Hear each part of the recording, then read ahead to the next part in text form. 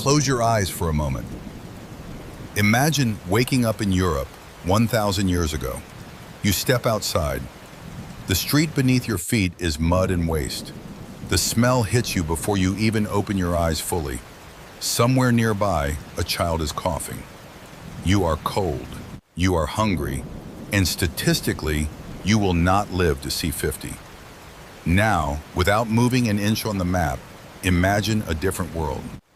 A city lit by street lamps at night, public baths, hospitals, libraries holding hundreds of thousands of books, doctors performing surgeries with real instruments and real knowledge. That place existed at the exact same time. It was only a few hundred miles away.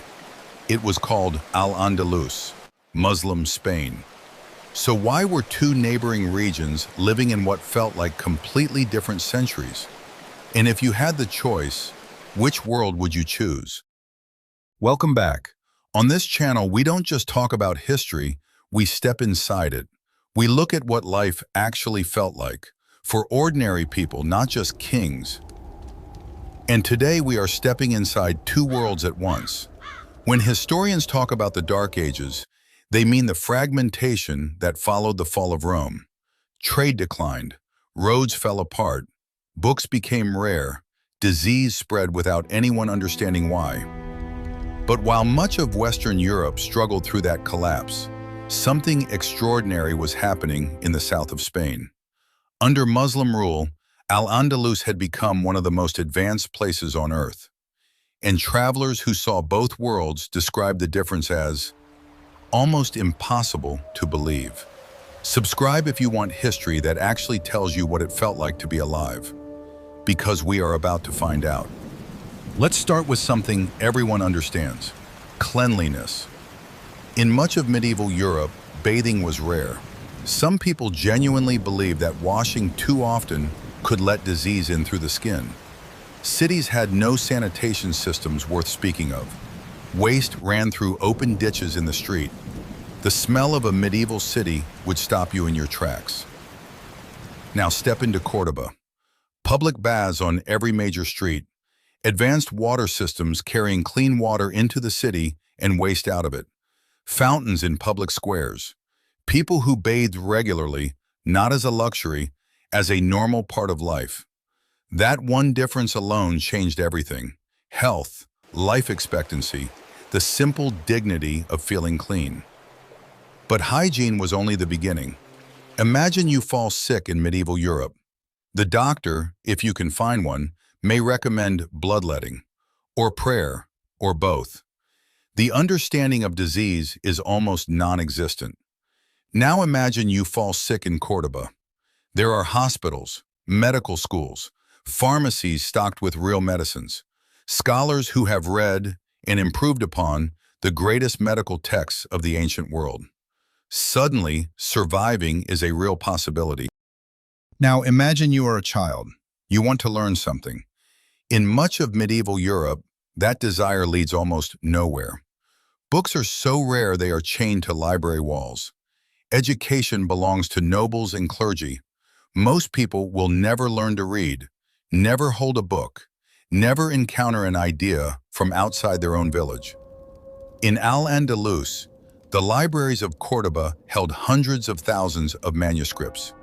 Mathematics, astronomy, medicine, philosophy, poetry, knowledge gathered from Greece, from Persia, from India, from across the known world, translated, debated, expanded upon.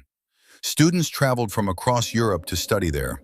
Christian students, Jewish students, traveling to a Muslim city because that was where the knowledge was. Then there was food.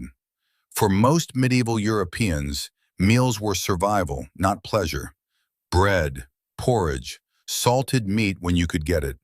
Famine was not a disaster, it was a regular visitor. Meanwhile, Muslim Spain had transformed its agriculture. New irrigation systems, rice, citrus, spices, olives, a table that actually had variety, and the cities themselves. Córdoba reportedly had paved streets, public lighting, urban planning that would not appear in the rest of Europe for centuries. Imagine growing up in a remote medieval village, then walking into that city for the first time. It would not feel like a different country. It would feel like a different planet. But here is the thing. We have been talking about baths, libraries, food, streets. The greatest advantage of Al-Andalus was none of those things. It was its relationship with knowledge itself. Medieval Europe was not ignorant because its people were stupid. It was struggling because the infrastructure of learning had collapsed. The Roman roads were gone. The great libraries were gone. Trade networks that carried ideas, gone. Al-Andalus filled that vacuum. It became a meeting point, a crossroads of civilizations. Ideas flowed in from the Islamic world, from ancient Greece, from Persia, from India. Scholars did not just preserve those ideas, they argued with them, built on them, corrected them. Mathematics advanced, astronomy advanced, medicine advanced, and slowly, those ideas began to flow back into Europe. The knowledge that helped light the Renaissance, the intellectual rebirth that transformed Europe centuries later. Much of it survived because scholars in Muslim Spain kept it alive. Think about that. One society was afraid of losing what it had. The other was racing to discover what it didn't know yet. And for ordinary people, that difference was not abstract. It was not philosophical. It decided what you ate, how long you lived, whether your child had a future beyond the field they were born in. That is why Al-Andalus became one of history's most remarkable societies. Not because it was perfect, but because in a world standing still, it refused to stop moving. So, did life truly suck in medieval Europe? For most ordinary people, yes, life was hard in ways we can barely imagine. Disease was constant, education was out of reach, opportunity was almost non-existent. At the same time, Al-Andalus was not paradise. It had its own conflicts, its own injustices, its own eventual collapse. But the gap between those two worlds, in infrastructure, in learning, in daily quality of life, was real. And the lesson is not that one civilization was good and the other was not.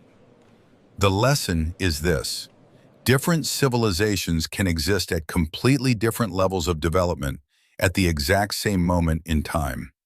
And those differences do not stay contained. They spread. They shape the future of entire continents, entire centuries. We started this video in a muddy European street. We ended in a library in Córdoba, surrounded by more knowledge than most Europeans would encounter in a lifetime. Both of those worlds were real. Both of them were happening at the same time. Two worlds, one continent, completely different realities. If you could choose one place to live in the year 1000, where would it be? Medieval Europe or Muslim Spain? Tell me in the comments. I genuinely want to know. If this kind of history is what you are here for, the next video is waiting for you now.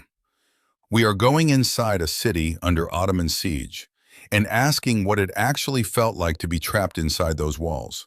Subscribe, because history is not just about who won. It is about what it felt like to be alive.